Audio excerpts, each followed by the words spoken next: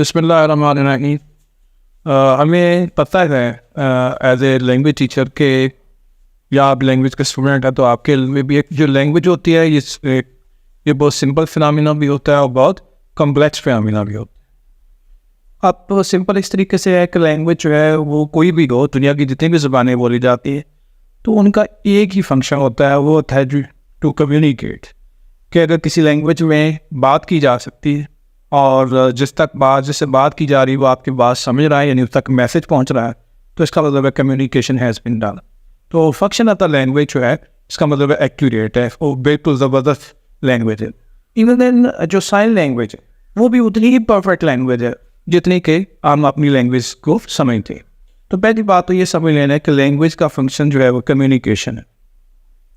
दूसरी बात जो समझ लेनी है वो ये समझ लेनी है कि दुनिया की हर ज़ुबान वो किसी भी खत्ते में बोली जाती हो, वो किसी भी कम्युनिटी की लैंग्वेज हो, वो एलीट क्लास की हो, वो मिडिल क्लास की हो, वो लोअर मिडिल क्लास की हो, वो उतनी ही रिस्पेक्टेबल है जितनी कि दुनिया की हाई फाई लैंग्वेज भी रिस्पेक्टेबल। यानी जब हम ये बात करेंगे कि फ़ला स्टैंडर्ड लैंग्वेज है और फ़ला जो है सब स्टैंडर्ड लैंग्वेज है, तो सब स्टैंडर्ड लैंग्वेज कोई नहीं होती। लैंग्वेज का मतलब ये है कि उसका एक फंक्शन है और वो है कम्युनिकेशन। जो कम्युनिकेशन का प्रोसेस पूरा करती है वो उतनी स्टैंडर्डाइज लैंग्वेज।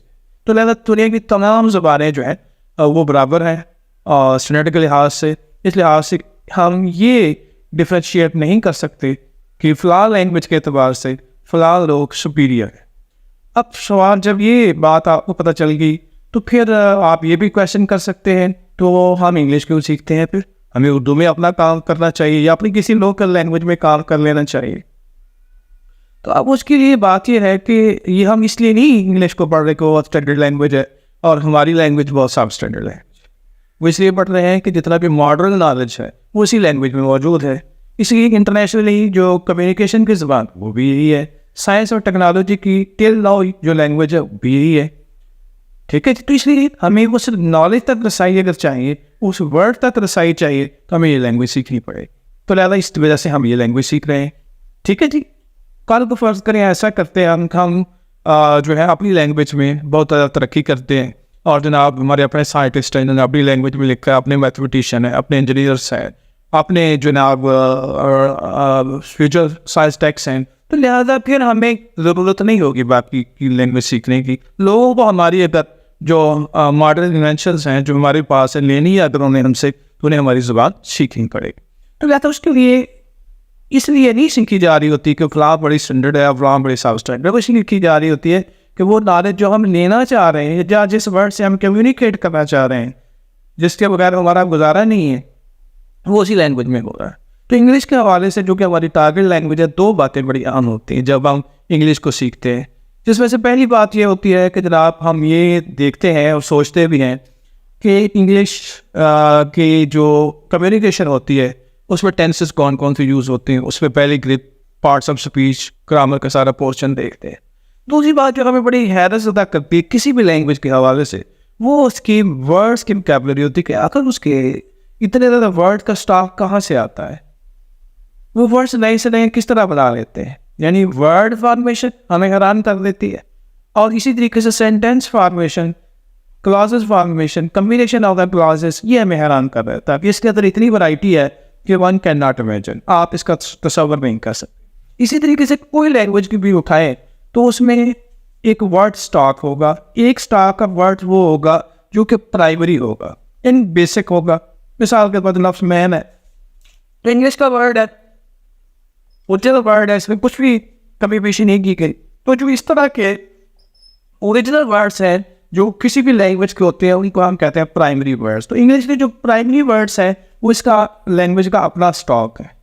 दूसरा जो वर्ड्स होते हैं किसी भी लैंग्वेज में वो कंपाउंड वर्ड्स होते हैं। मिसाल के तौर पर दो नाउन को इकट्ठा कर लिया, एक नाउन को एक एडजेक्टिव को इकट्ठा कर लिया, वर्ब को, और जनाब मैंने एडवर्ब को इकट्ठा करके एक जो वर्ड कायद कर दिया। तो इस तरह की जो वर्ड्स होते हैं इनको हम कहते हैं कंपाउंड वर्ड्स। तो जो कंपाउंड वर्ड्स हैं उनमें बेसिकली दो तरह के डेरिवेटिव पाए जाते हैं। एक डेरिवेटिव ये है जिसको हम प्राइमरी डेरिवेटिव कहते हैं और दूसरे को हम सेकेंडरी डेरिवेटिव्स कहते हैं। यानी कि जो लैंग्वेज में वर्ड फॉर्मेशन है फॉर्मेशन ऑफ वर्ड, इसलिए मैंने टॉपिक इसको दिया कि इंग्लिश लैंग्वेज में जो वर्ड फॉर्मेशन है उसमें ये दो तरीके जो है इख्तियार किए जाते हैं। प्राइमरी स्टॉक जो है लैंग्वेज का वो तो है सो है।